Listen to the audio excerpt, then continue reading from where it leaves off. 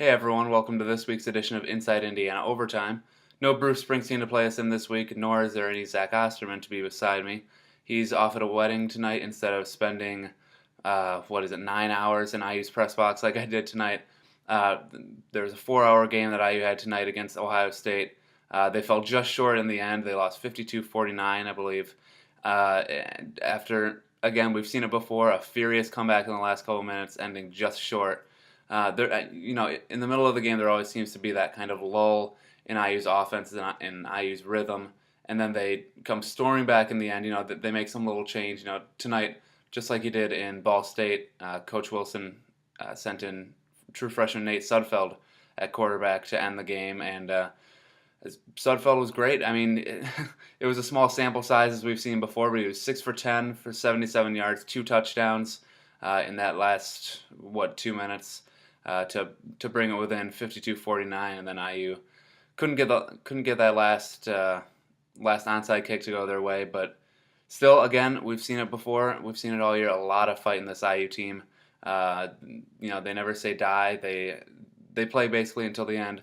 I know Wilson said kind of at the close of his press conference tonight, though. He said basically, what's the difference between losing and losing by not as much, something like that. It's all losing. So once again, no moral victories. We've heard that after just about every loss in the Kevin Wilson era. Where we see improvement. There are no moral victories, just W's basically.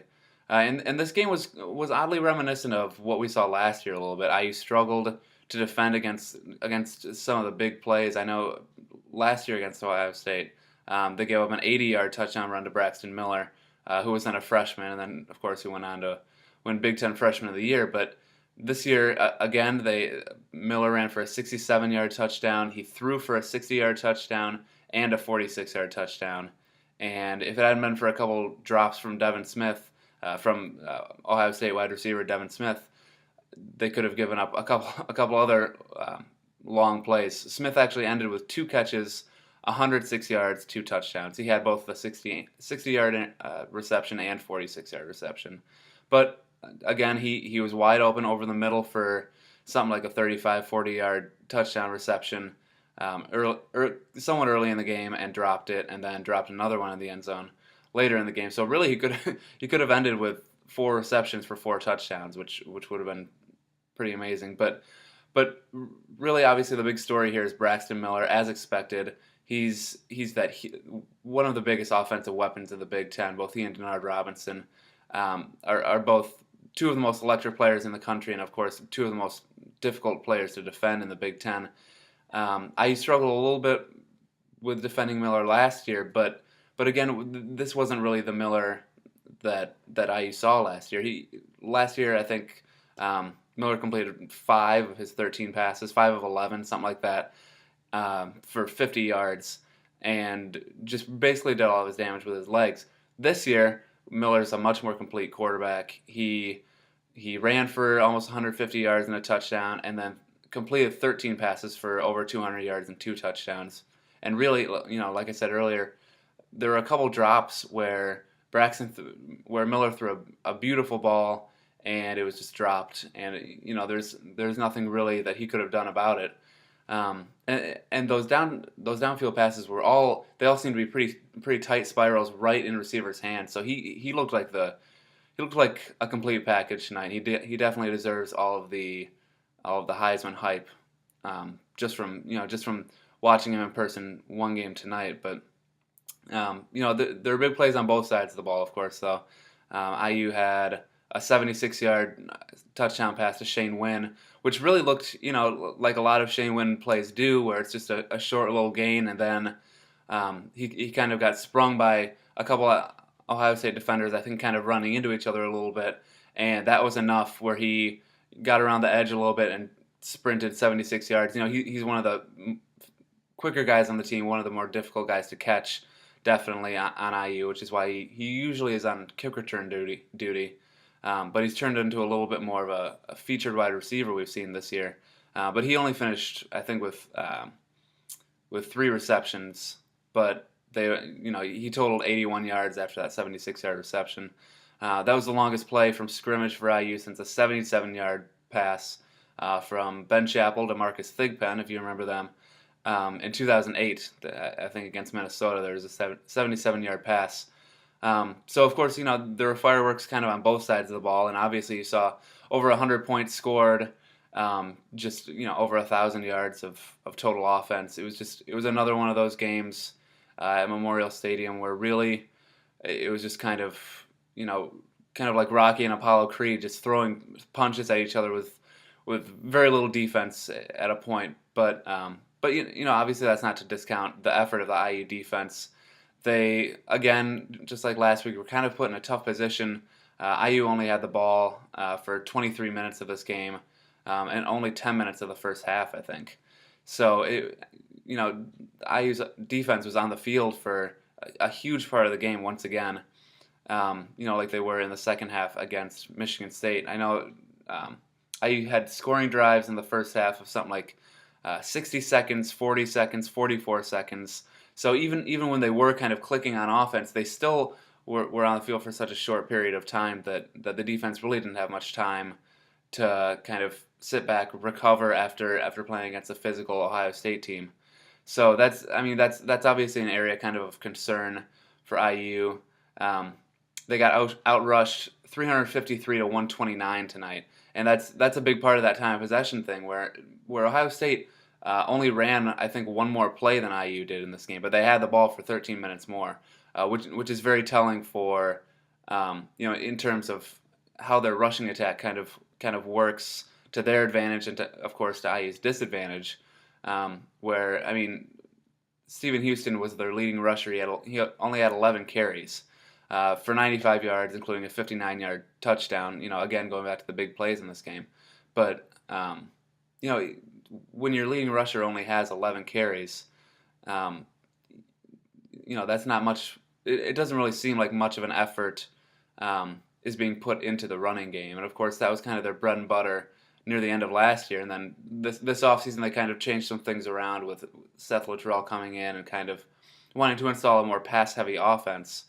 But and obviously that offense has worked. They scored 49 points tonight, which is the most they've ever scored against Ohio State and the most they've ever scored against a top 10 opponent. So, and they scored at least 24 points for, I think, the sixth straight game, which is only the second time in IU's history that they've done that. So the offense is definitely working, to put up points and to kind of keep opposing defenses back on their heels a little bit. But in terms of kind of that whole offense and defense working together, they really aren't giving their defense much time at all to rest. And in Big Ten play, when they're already past their bye, they don't have any off weeks for the rest of the year.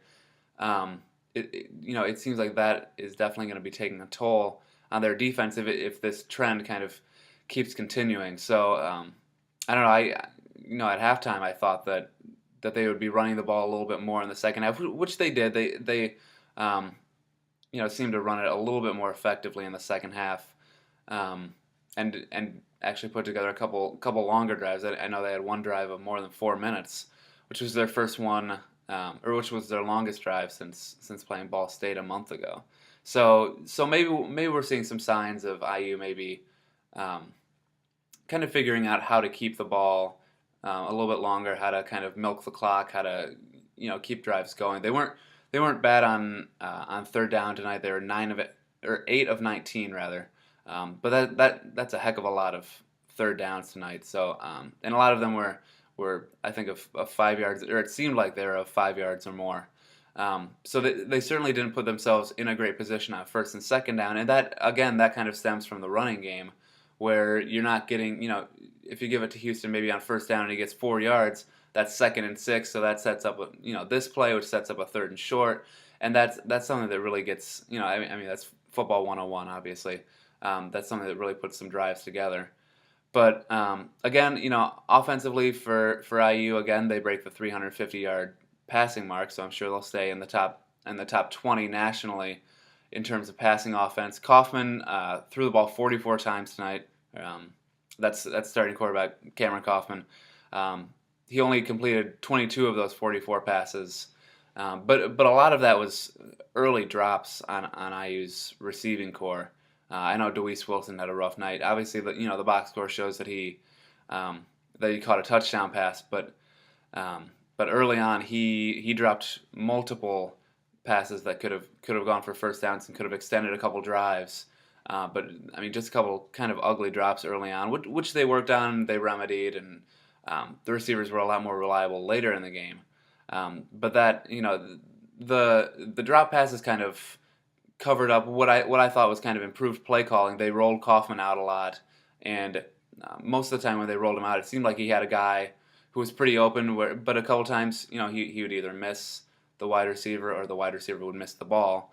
So it was just it was kind of interesting to see them get away from that offense that they had against Michigan State, where it was a lot in the flats and a little bit of a screen game. They threw it. I mean, they still didn't go downfield very often at all. A lot of it was 5 or 10 yard plays, but they did a little bit more with Kaufman. They rolled him out a couple times and had a couple designed kind of things that had him moving around and kind of spreading the field out a little bit. So I don't know, from my point of view at least, I thought the play calling was a little bit better than it had been in weeks past.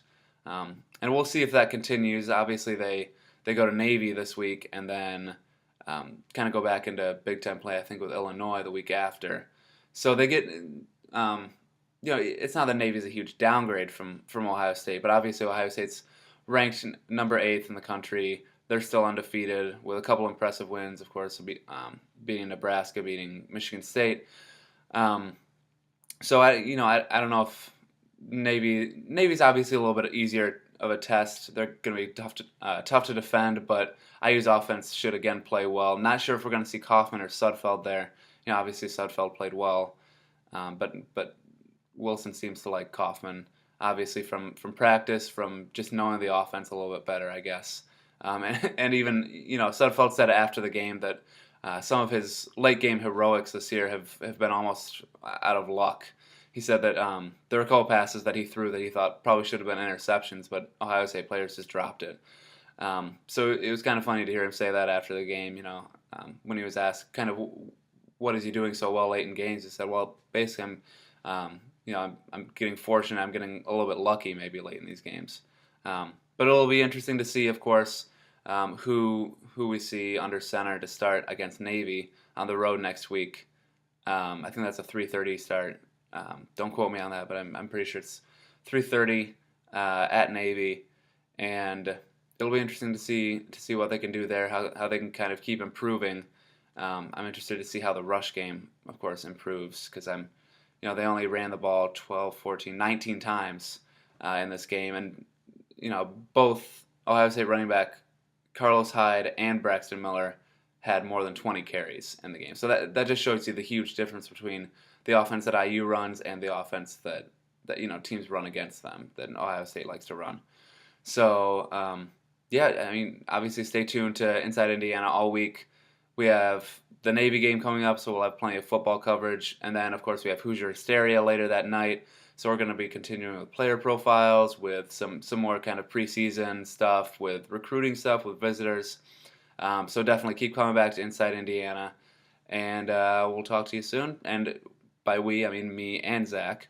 And you'll get to see the Ginger reappear on this video, and you'll get to see the boss play us out next time. But for now, I'm Alex McCarthy with InsideIndiana.com, and you have a good week.